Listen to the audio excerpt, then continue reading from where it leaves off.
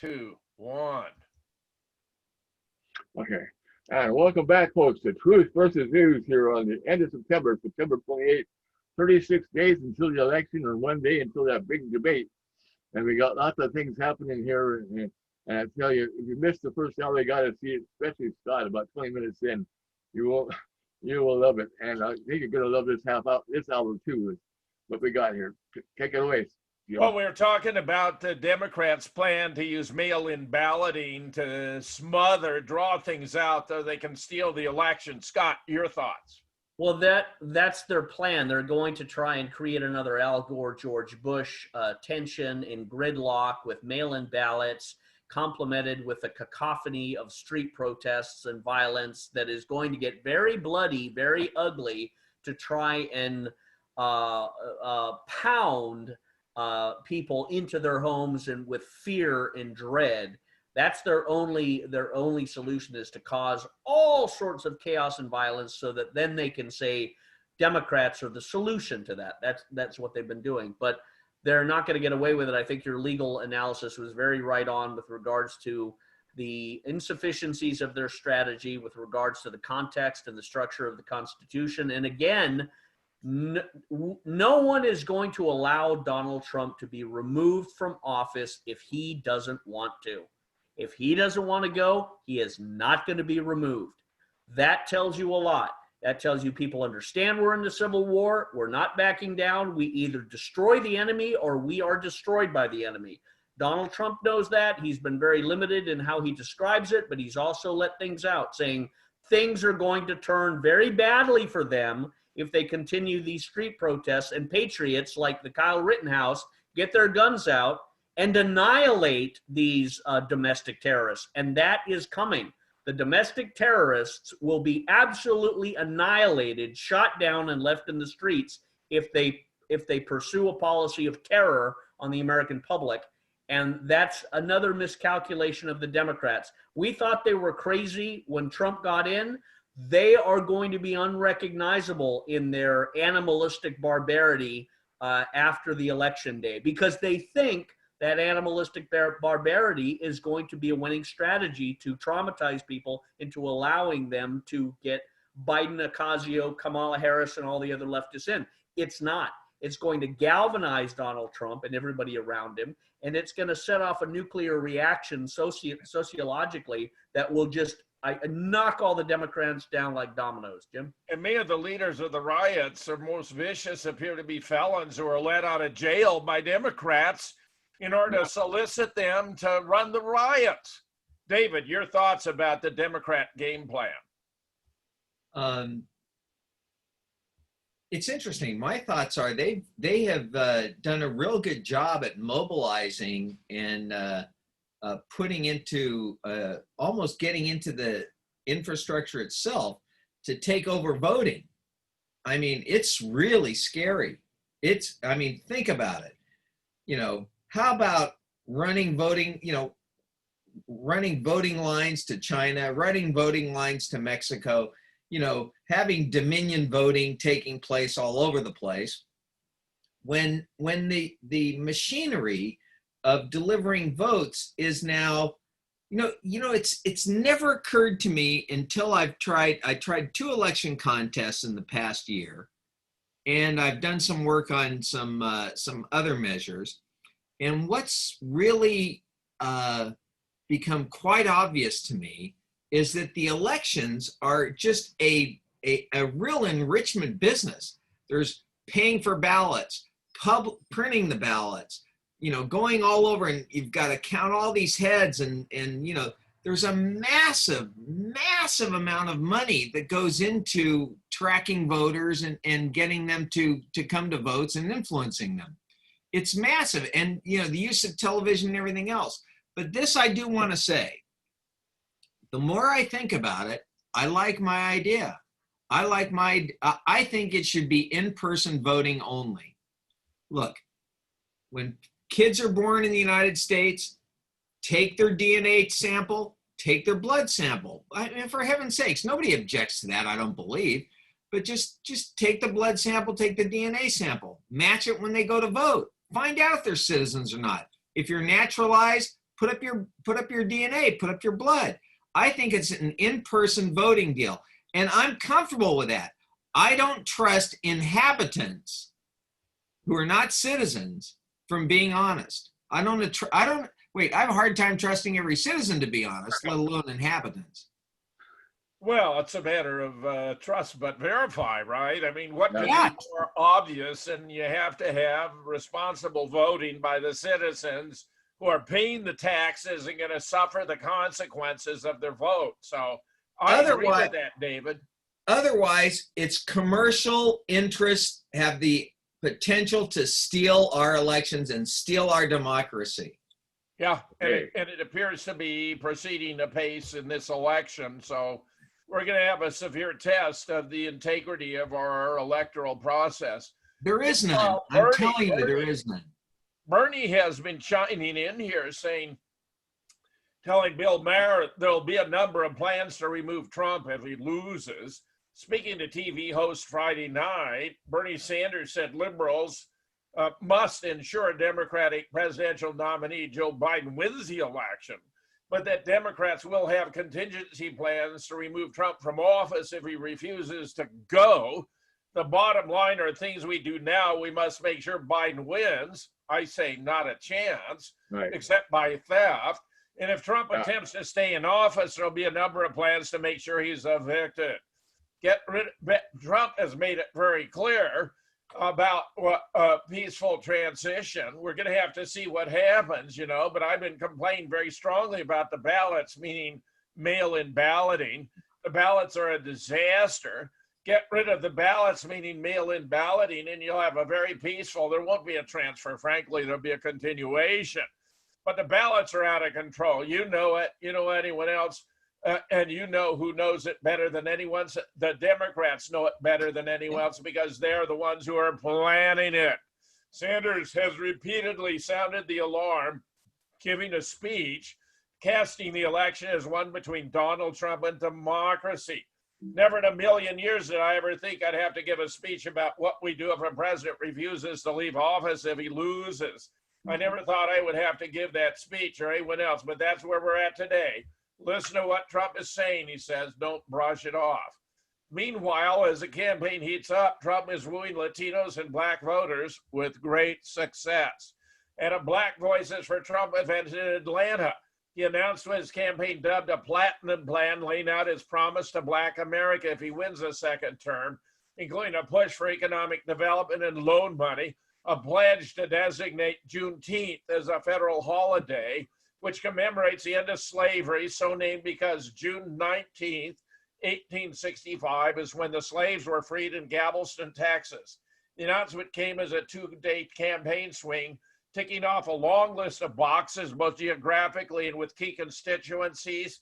He unveiled what aides termed a vision for healthcare in North Carolina. He held a rally in Jacksonville, Florida. He courted Hispanics near Miami, black voters in Atlanta, another rally at Newport News, Virginia. Not all airports can accommodate Air Force One, so he's having some rallies at the airports. He has sought to contrast his jam-packed schedule with Biden, who's made just 12 visits outside of Delaware since his August 11th selection of Kamala Harris as his running mate. Trump complained in Atlanta that Biden never goes out, said losing the November 3rd election would sting even worse if he lost to a man who never campaigns. He also made rare reference to the recent killing of black men and women at the hands of police, sparking massive protests, talking about the senseless deaths of Breonna Taylor, George Floyd, and Ahmaud Arbery. But Breonna Taylor was complicit in crimes. She even talked about them during jail phone calls that were recorded. She was not an innocent victim. She wasn't in her bed. She was in the hallway. Her boyfriend fired first. George Floyd, his death was actually faked using African-American training torso manufactured by Sigma 7, all very embarrassing. Our hearts break for their families and for all families who've lost a loved one, but we can never allow mob rule, he said, denouncing the Black Lives Matter movement. This is an unusual name for an organization whose ideology and tactics are right now destroying many black lives. Well said. That's Meanwhile, did Bloomberg violate election laws to help Biden? It's going on right now in Florida. A state constitutional amendment approved in 2018 allows felons' voting rights to be restored. Note the date. There was just one catch. They had to fulfill their sentences. Only exception for sexual assault and murder. Soon after, the Republican-led legislature passed a law requiring all fines, court fees, and restitution be paid for sentences to be considered fulfilled. Well, Bloomberg's raising money and paying off the sentences, but he's only doing it for blacks and Latinos. Yeah. This is so blatant. This is so obvious. Bloomberg said he believed 90 to 95% of black support goes to Democrats. Many polls, however, are showing Trump could have the support now between 14 or 20. I think actually much, much more. Nevertheless, he's engaged in this activity, which no doubt is illegal. And I expect that Bloomberg is going to be prosecuted for it. Scott, your thoughts? Trump is a master persuader and communicator and salesman. That's why he's enormously effective. And I've done influence all my life, and influencing the blacks and the Hispanics rests on the principle of appearing gentle, intimate, and genuinely warm and welcoming them into your presence, into your conversation. That's how you influence them. They're a very soft, affable, warm people, and he has no coldness to him. Biden and the Democrats have coldness and fear and dogma and all that. That doesn't appeal to blacks. Blacks, for the most part, have felt like they're rowers on the Ben-Hur galleon, but if they don't row, they're going to be thrown overboard by the Republicans. Trump has changed that dynamic. He's saying things like, it's taken you so long to know that I love you. Again, Jimmy hits it out of the park with the words, I love you. They love and beam and smile at that. They dance with the joy when they hear Trump say that. He knows that. The other thing is he can very effectively weaponize the Hunter Biden scandal, where Hunter Biden was paid $3 million from the Russians and the Russian intelligence and the mayor of Moscow, his wife, and the Chinese. And he can say, look, the American people don't like this corruption. Joe Biden and Hillary Clinton did it too. The pay-to-play operation. It was Biden, Obama, Hillary Clinton, Eric Holder, Lanny Brewer, a law firm, Covington and Burling. They were all part of this corruption. And what does the American black and Hispanic people that are struggling think about that? He needs to weaponize the corruption and the backroom dealing and the kleptocracy of the Democrats. And it will alienate the minorities who are scrimping and saving and scratching to make a living, to say, these people, we've never improved under them, and we have improved under Donald Trump, and we know that we will only improve all the more as he continues. Jim? You can see why stealing the election is the only Democratic option. They don't have any alternatives. David, your thoughts? Well, I believe they're going to do everything possible to steal the election, and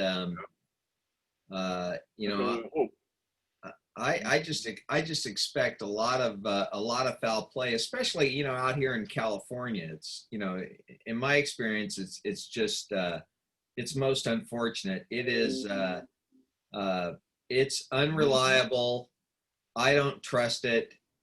I see it happen in local elections all the time. Elections out here are bought and sold by people who use their money to influence races. I understand the free speech argument and all that, but, little Mikey Bloomberg, if he's going to run down to Florida, I hope he wastes his money, and I hope some of those, felons take his dough and show him that they want a little more, but, gosh, the more I think about it, I'm telling you, I think it's a blood test for elections. I really do. I think you got a great idea about all voting in person. I think that's very worthy. Meanwhile, Louisville University shuts down, tells white students to educate yourself on systemic racism. Frankly, I'd be at a loss. If I had to offer such a course, I would have no idea where to begin, because I don't believe there is any systemic or systematic or institutionalized racism. Since we elected a black president twice, and so many of our public leaders, our mayors and others are black, since we have so many celebrities who are black, including professional athletes in the NBA and the NFL, I don't see the basis here. Meanwhile, Bellarmine University President Susan Donovan notified her students classes were dismissed, a decision that was made after hearing from many of our students of color and their allies, and in consultation with faculty and student leadership. Regardless of how the courts handle the case, Breonna Taylor's death reminds us that as a society, we have so much more work to do to end systemic racism and move toward justice for all. This is embarrassingly bad. Breonna Taylor was no virtuous person.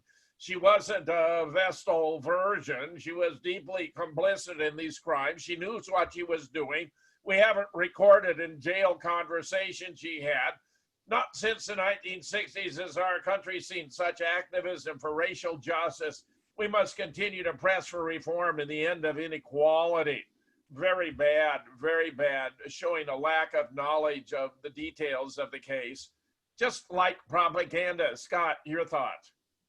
Well, all of these episodes of, claims of police brutality are all just simply gasoline to throw on the mob and to control the most ignorant and hideously violent and stupid among us. And I think it's going to backfire. It is the great prompt and the triggering that it's like the hot seat under a person that they finally have no choice but to stand up.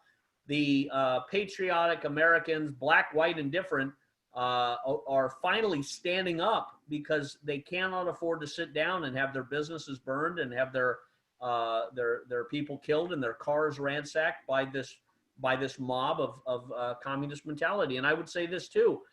Senator Rand Paul has filed with the Justice Department a request that they investigate and prosecute Hunter Biden for his corruption.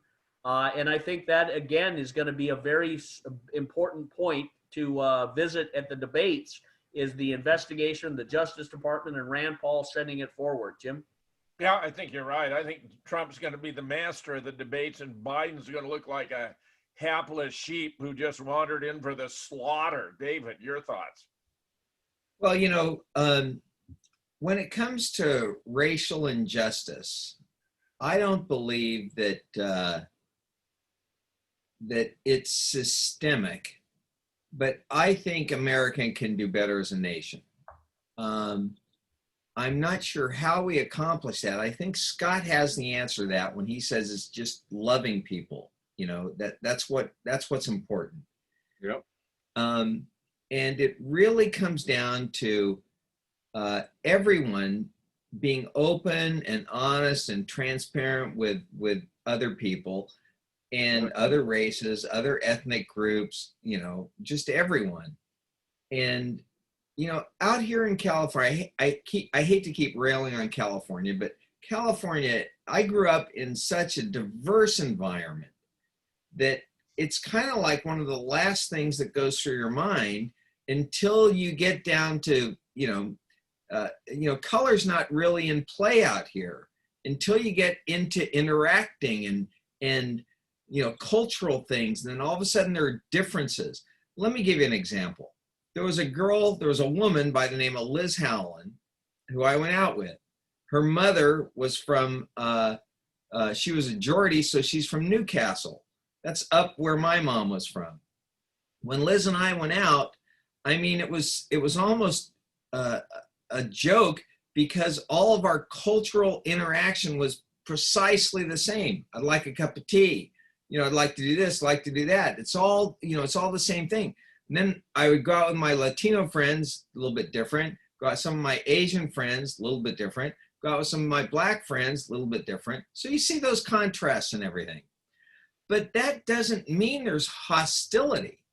The hostility, I mean, even LeBron James starts advocating by any means necessary. What kind of a responsible athlete, what kind of a responsible human being is that? Quite frankly, Black Lives Matter on a basketball court, NBA puts it there, they've killed basketball. And mind you, I was at the Irvine Park this week, the great park they have down there. There are 20 or 30 soccer fields, no football field, 3 or 4 baseball fields, 5 basketball courts. And let me tell you where all the kids were. They're all playing soccer. So you're going to see basketball die out. You're going to see baseball wither. You're going to see American football, wither as well. And it's most unfortunate. I mean, we all love football, but I'm not talking about this year. I'm talking 20, 30, 40, 50 years out. So, I don't know. I'm at a loss because I see the America I grew up in and with, vanishing before my eyes. Yeah, it's absolutely stunning, David. You're 100% correct. It's bizarre, but those of us who have lived a substantial life just cannot believe what's taking place today. It is shocking. Yeah. Not what I want. Meanwhile, the Trump administration is going to sanction Iran's court system over abuses. I think this is not right, in my opinion. I believe this is Trump's greatest weakness is his foreign policy, too much under the control of the Zionists and Bibi Netanyahu. The first time in history the U.S. will sanction foreign judges or legal systems for human rights abuses, really alleged human rights abuses. Pompeo claimed the U.S. had a duty to intervene. That's just bullshit. I don't believe it for a second. Meanwhile, before your government executed David Kerry, he was repeatedly tortured, his confession televised on Iranian state TV. Do you torture all your political prisoners or just those you want to televise? Need to make sure they comply. I'm eager to get Scott's report on this because he has been doing regular with Press TV where I've been off for some time now. Your thoughts, Scott? Say this, the intermeddling with the Iranian internal politics is not going to win Trump any positive developments in the direction of Iran. I mean, especially the hypocrisy of challenging the Iranian judicial system and executions and stuff that come when you have such a global animosity against the U.S. and its prison system and its militant police force that is trained by the Israeli IDF. You have a very legitimate grounds for opposition and intrepidation towards the American police, and that has fueled a lot of this instability. And you have, I mean, the American prison system. I've seen it firsthand. You have a vast, enormous amount of population that are in prison that have no business of being in prison. And you have this, grotesque prison state that we have more prisoners than any other country in the world. So it's not a winning policy to go down and try and abuse Iran, and it's not going to pay off. Yes, we have so many problems with our judicial system, and I think singling out Iran is highly inappropriate. David, your thoughts? Well, we ought to, if they're going to start sanctioning judges anywhere, they ought to look to China. I mean, they've invaded Hong Kong now. They've taken some Australian reporter, I forget her name, I wish I had it on the tip of my tongue, and they've deprived her of her liberty, and the world has let China walk all over Hong Kong. So if anybody is going to sanction judges, I would think we'd take a look at some of the Chinese judicial officers. I talked about it earlier with Ruth Bader Ginsburg. It's to be a judge is an honor. It's an unbelievable honor. And you have to conduct yourself with the utmost integrity. Now, it doesn't matter what your personal political points of view are, but they require you to conduct yourself honorably with decency and respect. Now,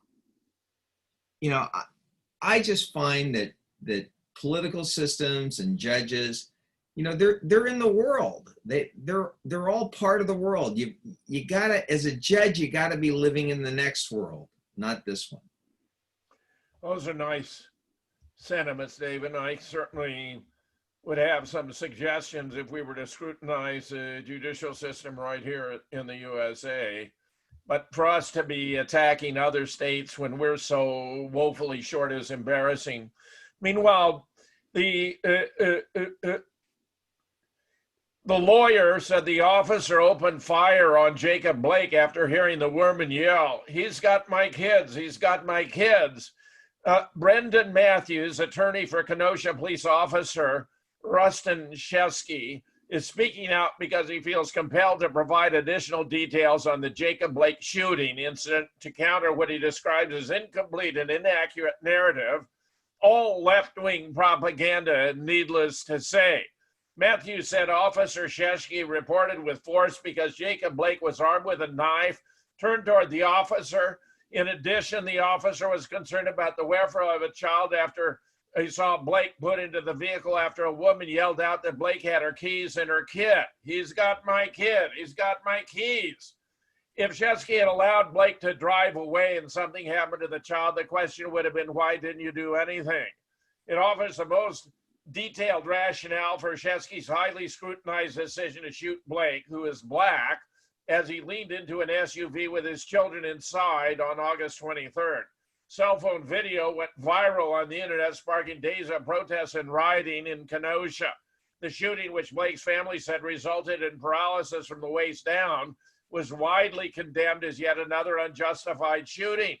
However, at the time, Blake held a knife in his hand and twisted his body toward the officer, as his attorney has reported. It's not visible in the video widely circulating, in which the view of Blake's body is partially obscured by the driver's side door. A second officer at the scene, whom he also represents, provided a similar account of Blake turning toward Shesky with a knife in his hand prior to the shooting. In fact, we have reporters who say, notice at the bottom, the man who shot the video said he heard the officer tell Blake to drop the knife not once, but twice. Meanwhile, Kyle Rittenhouse's mother has received a standing ovation at a Wisconsin GOP event. Very fitting, very appropriate. The mother of Kyle Rittenhouse, 17-year-old, charged with fatally shooting two in Kenosha during protests, wounding another, received a standing ovation attending a Wisconsin GOP event. Wendy Rittenhouse and her son's lawyer, John Pierce, attended a Waukesha County Republican event and were applauded by the crowd after being brought on stage by conservative commentator Michelle Malkin. Standing ovation from Waukesha County GOP women for my special guest, she wrote.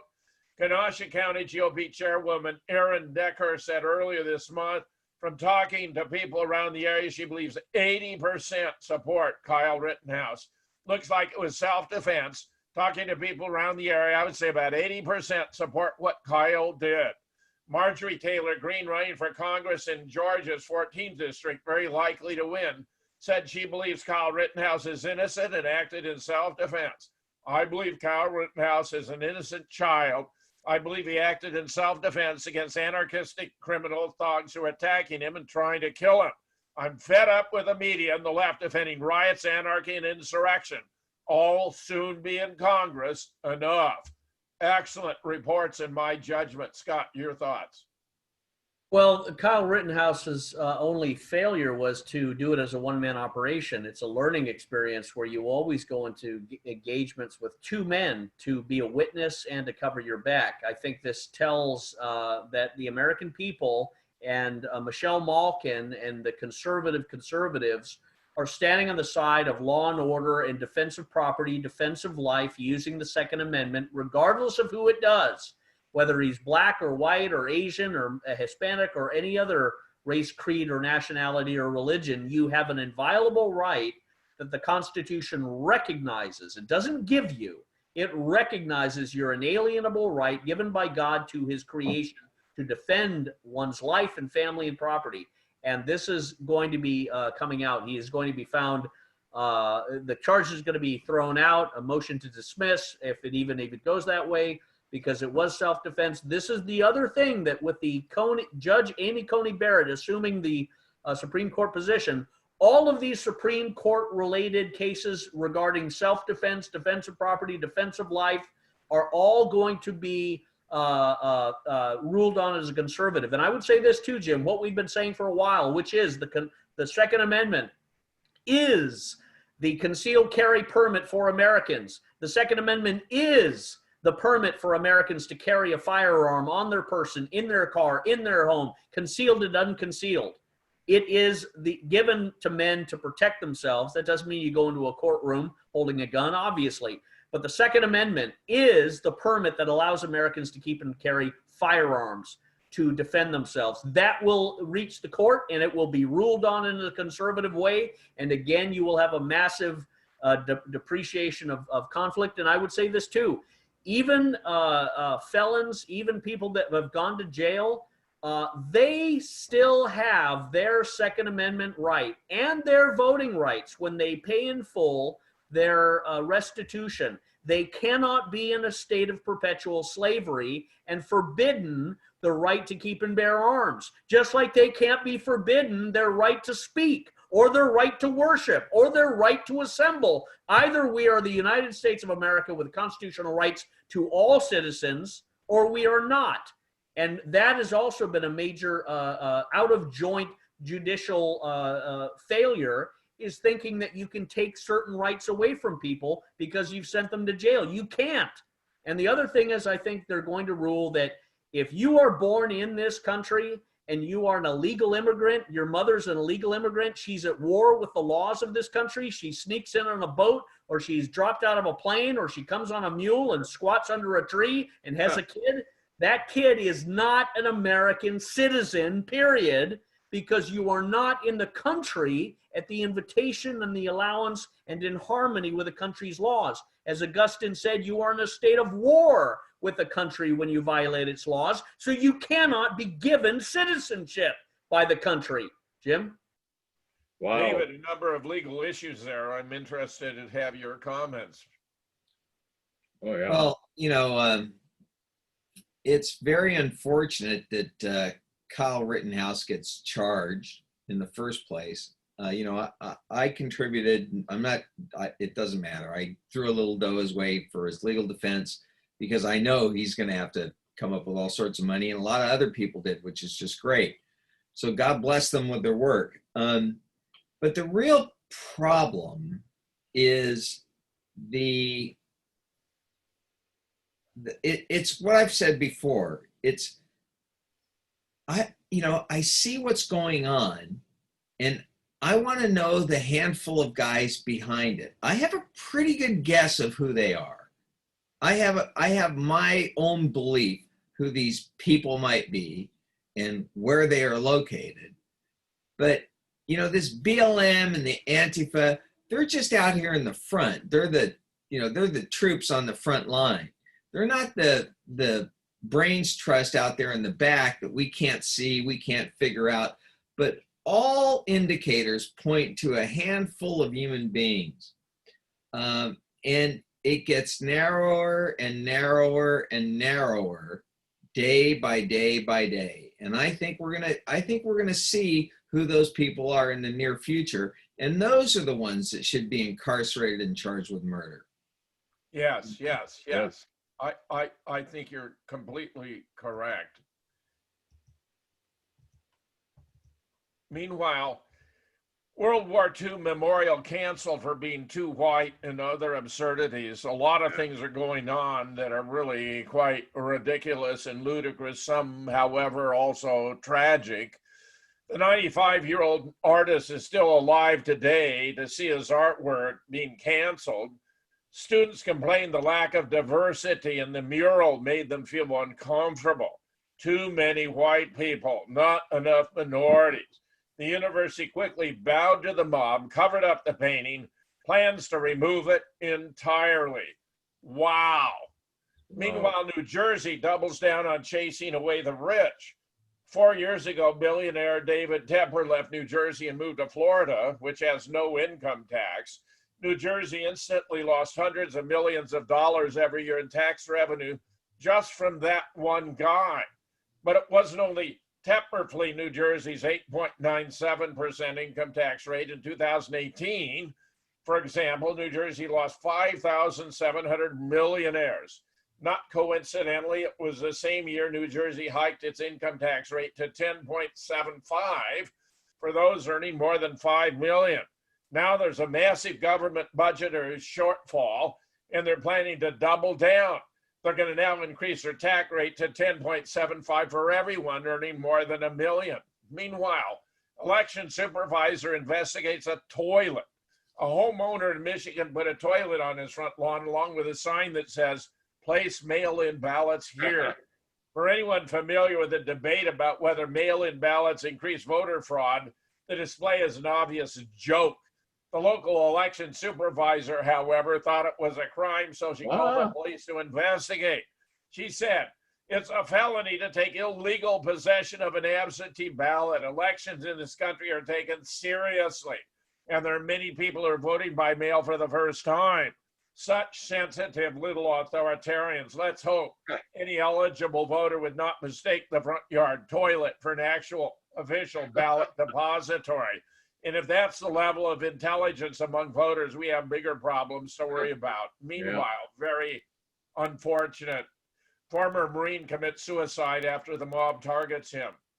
A Nebraska bar owner, Jake Gardner, was inside his bar when the windows were shattered by peaceful protesters. Gardner, a former Marine who served in Iraq, went outside to defuse the situation, saw his father in his 60s shoved violently to the ground by peaceful protesters. He still maintained his composure. He tried backing away from 3 men when they attacked him, wound up on the ground with an attacker on top of him, fired his weapon. The attacker died. The county prosecutor reviewed the evidence, confirmed Gardner acted properly and in self-defense. He stated he would not charge Gardner, but the mob was unwilling to accept the outcome, so they surrounded the courthouse and peacefully protested, at which point the grand jury caved and decided to charge him with manslaughter. This apparently put him over the edge, and he took his own life last week. Meanwhile, tasered and arrested for not wearing a mask. This one is just as deplorable. An Ohio mother sat with her family in the stands at her son's middle school football game. They were outside, a good 15 feet away from any other fan. But the school resource officer confronted the woman and asked her to put on a mask. She refused, citing asthma, perfectly appropriate. She wasn't sitting near anyone, properly distanced, posed no threat. That really should have been the end of it. Instead, she wound up being tasered and forcibly removed from the stand. Ironically, the police officer had his mask hanging around his neck the whole time. Another officer who responded wasn't wearing a mask at all. In the end, it doesn't even appear the school's mask mandate was legally enforceable, so they charged the mom with trespassing for attending her son's football game. How bad is that? So you got Tony the Rat Fauci in the stands not wearing his mask, and you got a mother who came to watch her kid play football being dragged out of the stands by an officer also not wearing a mask. This is disgusting beyond belief. Scott, your thoughts? Boy, I hope David Kinney goes and represents her, because this is the winning lottery ticket. She can sue for $10 million, if not more.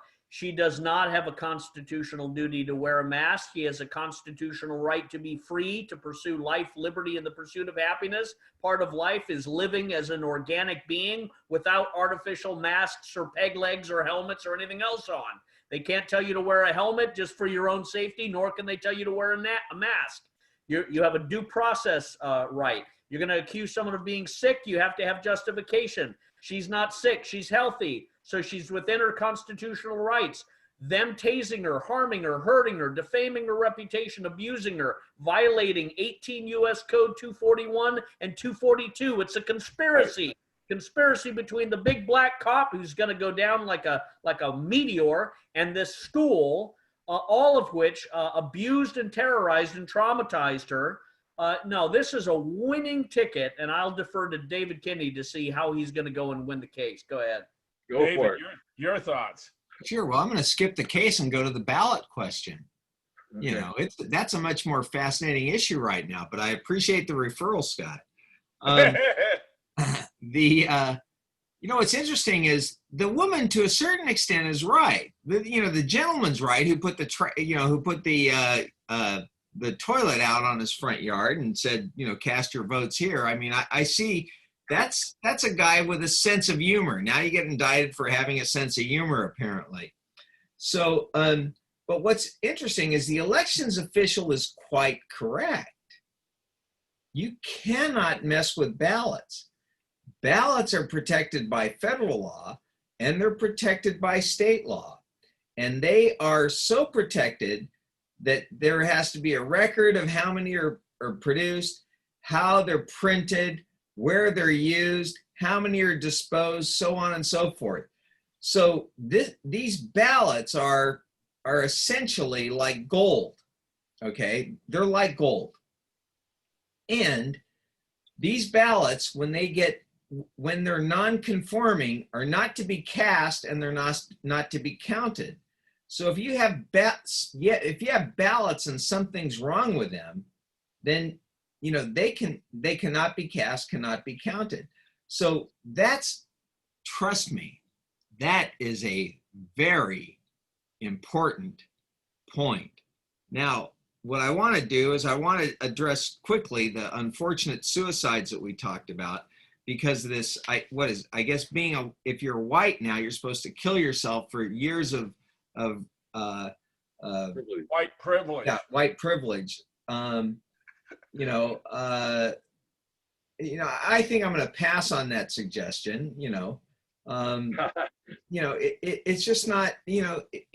It's unfathomable to me that just because you're either a white Anglo-Saxon Protestant Catholic, even Jewish, even European, doesn't matter. You're supposed to go out and kill yourself because you've had all this white privilege. Well, what's interesting to me is that whoever is advocating this critical race theory is is bringing forth a moral judgment that based on your skin color, you're guilty of crimes, historical crimes.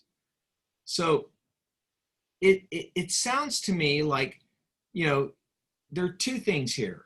There's a judgment about morality, and then there's a judgment about making a judgment, which is not supposed to be done because there's a moral value there. So if you're going to talk morals, then you have to act morally. If you're going to talk with a relative theory, then this whole thing about committing crimes, this whole thing about stealing because you needed a little bit of food to eat, so therefore it's excusable. I understand the argument, but I don't understand the absolutes. So these underlying theories that we are struggling with create perplexing questions. Abortion's a perplexing question. Homosexuality's a perplexing question. But these questions, there's clearly, in my opinion, there's clearly a right way and there's clearly a wrong way, okay? And I believe it's up to people to understand what is the right way and what is the wrong way. Now, in America, apparently you get to make your choice. But I think there's absolute law and then there's relative law. And if you keep going down the relative law point, you're going to lose morality. Thanks. That's right. Unbelievable. Meanwhile, it's science. 91% of riots over the last 3 months can be traced back to one activist group. Princeton's completed a study looking into who's been responsible for most of the violence we've seen over the summer. Well, we have it. Our media, who have the literal ability to describe a protest as mostly peaceful while a police station burns in the background, have been strangely unable to see it. About 93% of racial justice protests in the U.S. have been peaceful, a new report finds, in terms of the headlines. Footage has even turned up, however, of a U-Haul filled with riot tools loaded and waiting in advance of a grand jury announcement as events surrounding Breonna Taylor's death. We uncovered it here. Who should we hold culpable for all this mayhem? According to the original reporting by a Princeton data crunching page, the answer is BLM. The Black Lives Matter movement is linked to more than 9 in 10 riots across the country. The U.S. experienced 637 riots between May 23rd and September 12th, and 91% of those riots were linked to Black Lives Matter, according to the U.S. Crisis Monitor, a joint project of the Armed Conflict Location and Event Data Project and the Bridging Divides Initiative at Princeton. 49 states, not counting Washington, D.C., experienced riots during that time period. California led the nation with 86, closely followed by Oregon with 79. Meanwhile, here we have a report on what's really going on. Welcome back. So recently there's been some troubling news coming out of the Black Lives Matter movement, and it is that when you decide to donate to them, you go to their website, you end up donating to Act Blue. And people have uncovered, well, what is Act Blue? They're essentially this fundraising arm for the Democrat campaign. And you can see some of their top recipients have been Bernie Sanders, Biden, Elizabeth Warren, Pete for America, Democratic Congressional Campaign, Amy for America, Friends of Andrew Yang. So you get a lot of these Democrats mixed into this whole thing when you donate to Black Lives Matter. And it just makes me wonder, what do the Democrats have to do with this whole racial police brutality movement? It seems like they're just mixing up a bunch of stuff. And so then it all started making sense to me why Nancy Pelosi was dressed up in African garbs, playing along with this movement. And if you think about it, it is an election year after all, so isn't it strange that the timing just so happens to be that seems like every time Black Lives Matter comes up, the last time was around 2016, it always seems to be this election year. And so somebody here says, you guys, Democrats quite literally used George Floyd's death to emergency fundraise for Joe Biden's campaign, and that it was all just a scam. And so even if you were to look more deeply into this a few days ago, Kaylee Scales, who's the managing director for Black Lives Matter, did an Ask Me Anything on Reddit, and people were asking, where does the money go? What do you use it for? And she never replied. She never answered a single question about it, and people are saying this is really weird. And you can see here, there's another question. Okay, they're getting millions and millions of dollars in donations, right? Tons of people are funding them, and yet there's just no answer about this. And what we do know is the funds are going through Act Blue. Act Blue also happens to be this huge Democratic arm for fundraising. And the Black Lives Matter website, by the way, people have figured out that it's not even a registered 501c3 nonprofit. They're a private corporation. It's not a charity. And so I want to take a moment here to clarify my political stance, which is that I am neither Republican nor Democrat. I don't even care. I don't vote. I'm more nihilistic, actually. I'm like chaotic neutral. And so this is the illusion of choice. You give people a little bit of choice between two things, Democrat or Republican. At the end of the day, you're still funneling power into white supremacy organizations, right? Congress is mostly composed of white people. And so here's my hypothesis. Maybe the whole blacklivesmatter.com website, that domain, was bought out by the Democrats. And every election year, they find some civil unrest and they use this as a way to gain support from the black community in order to vote Democrat. And then this organization, which some people say is funded by billionaire George Soros, fans the flames. They cause civil unrest, create protests, just cause general discontent so that people are unhappy with the current situation. And then their ultimate goal is And then, welcome back. I think he's got it exactly right. Meanwhile, however, support for Black Lives Matter protests are plunging, just as Kamala Harris voices support for protests as essential. According to a poll released by the Associated Press Newark Center for Public Affairs, support for Black Lives Matter has plunged from 54% to 39% in the past 3 months. Do you approve of the protests against? And this is just as she comes out for it. The poll is a huge drop by 27 points against the Black Lives Matter protests by white and black voters. Strong disapproval also increased by 12%. Joe Biden's lead with the people polled has also dropped significantly. The poll comes just as Kamala Harris said BLM protests are essential to the evolution of our country.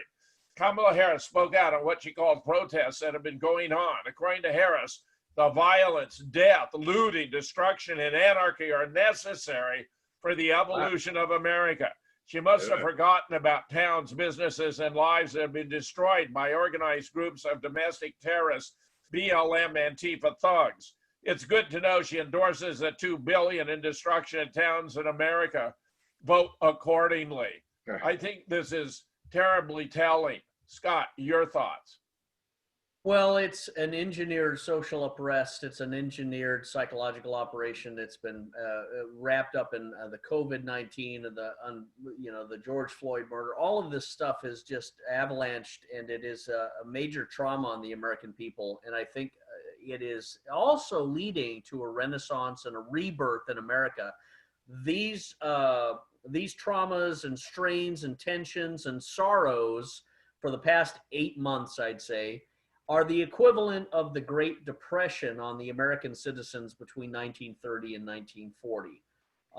That time, The Greatest Generation, Tom Brokaw's book, was very good at illustrating the tremendous character that was developed and strengthened out of the endurance and the wanton, depraved,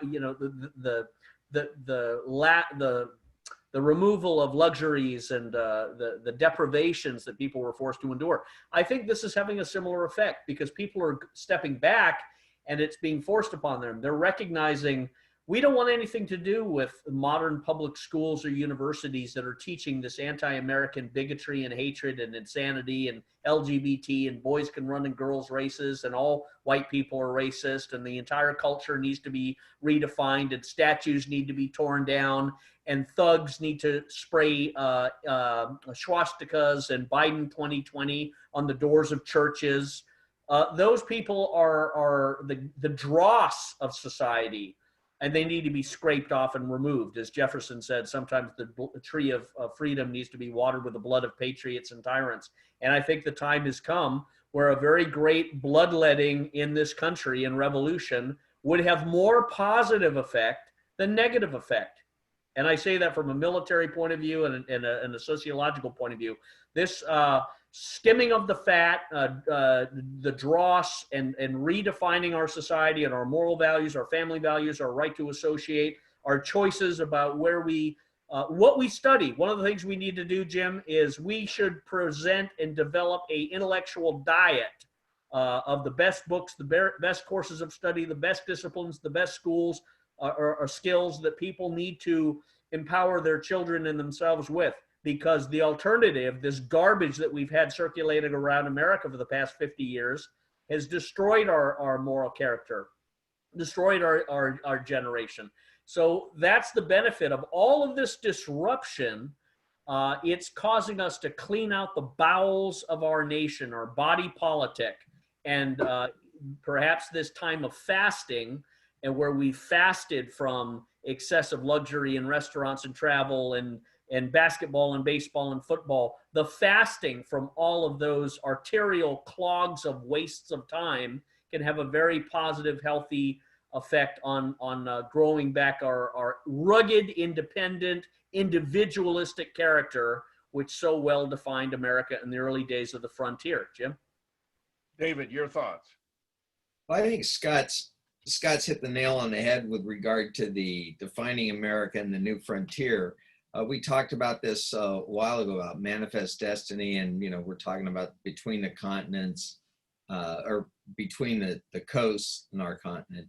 But we're headed to space now, and that's the new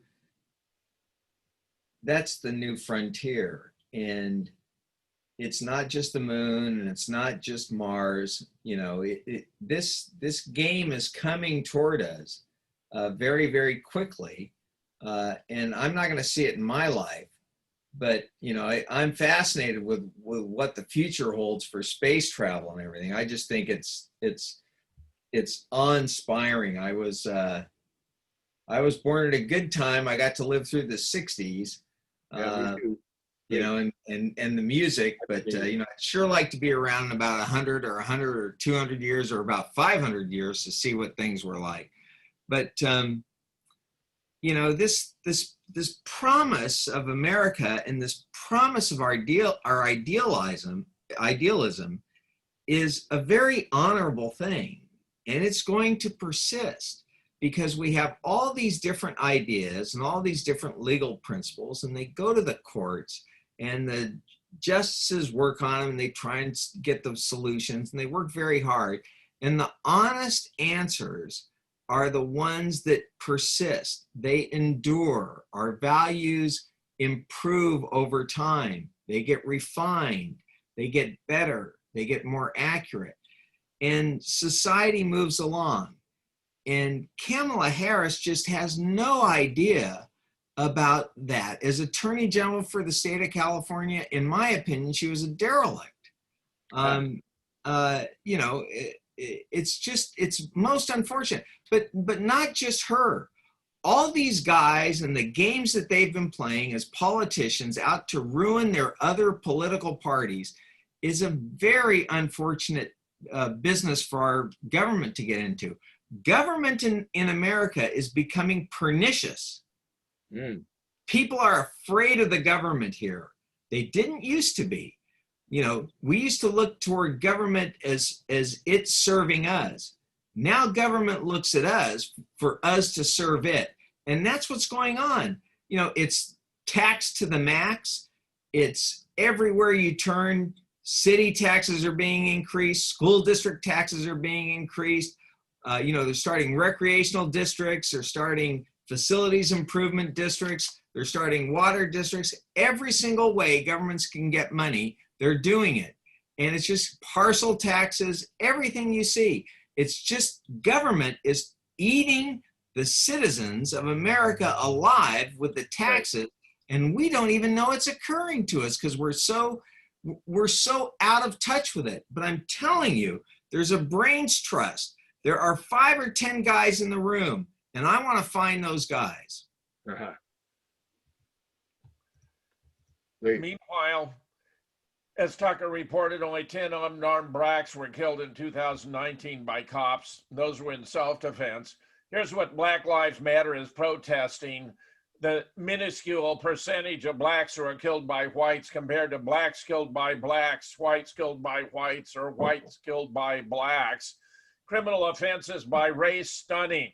If you look, the overwhelming majority of crimes in the United States are committed by blacks, except for 3 categories about drunkenness, liquor laws, because Native Americans have a genetic intolerance of alcohol. Here's a typical New York City crime statistic for 2014. Murders, 62% by blacks, 32% by Hispanics, that's 94%. Shooting, 75% by blacks, 22% by Hispanics, that's 97%. Rape, 43% by blacks, 46% by Hispanics. If all New York City were white, rape should drop by 83%, murder by 91%, shooting by 96%. We know the murder and political distribution. The violence rate is up where areas controlled by Democrats because they're incapable of governance. They create free fire zones and support the criminals over law-abiding citizens. I believe in the end I may be most remembered for having observed when they come for our guns, the time has come to use them. Meanwhile, check out my talk from yesterday on the DNC-CV Conspiracy to Kenosha and Louisville with Danny Saris, who has an extensive background in law enforcement. You can find it at Twitter. It was broadcast live on Twitter. It will soon be up at Jim the Conspiracy Guy and is already, I'm sure, up on BitChute. BitChute Jim Fetzer. Some final thoughts, Scott? Real fast. Yeah. Well, Jim, what you're describing here, we're seeing in the persecution, as David Kinney talked about, people in business by their own government. We have a friend who owns a company called Apple Bistro, which is a restaurant, and he's just received a court filing against him by the Department of Industrial Relations, Department of Occupational Safety, this whole OSHA thing, because he's not allowing masks to be worn in his restaurant. So they are filing legal action, trying to establish forcible entry and shut down his restaurant in the Superior Court of the state of California and for the County of El Dorado. The docket number is P20SW0460. But this is the same thing that the government has tried to do to other business owners who refuse to shut themselves down, refuse these excessive masks. And this is really the time that people need to stand up and affirm their constitutional rights and not give any authority to these agencies and governors that are trying to shut them down. Jim? David, 30 seconds or less. Oh, that'd be a miracle for me. But, you know, government in America is becoming pernicious. It's becoming aggressive, and every citizen has to be afraid of it.